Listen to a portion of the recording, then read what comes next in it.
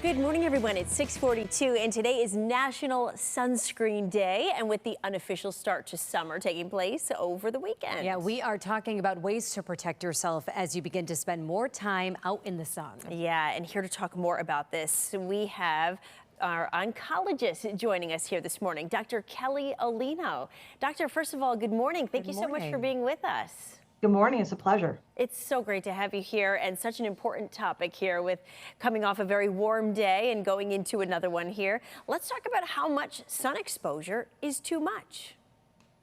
Well, I would say, we do like to get our vitamin D. You can get that in about 15 minutes of the day. But I tell everyone, and I tell my patients with melanoma and other skin cancers, not to be afraid of the sun, but just like you wear your seatbelt in the car, there's ways to be smart about doing it.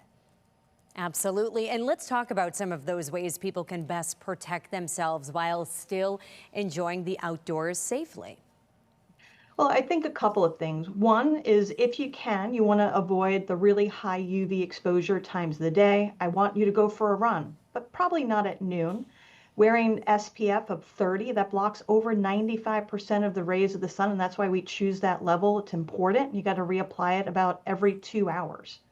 And I'm sure a lot of people who come to you at Yale School of Medicine want to know, do you have any advice for picking sunblock or other forms of protection? And can you also touch on whether they expire?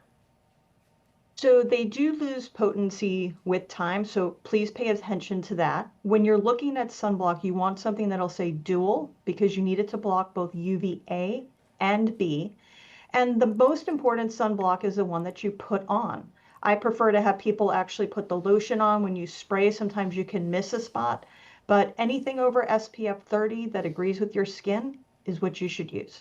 And what are you seeing, doctor, when it comes to perhaps parts of the body, our scalp or nose that we tend to forget most about? Where are you seeing most skin cancer cases? So you're right on the money on that. Most of our skin cancer cases are actually in the head and neck.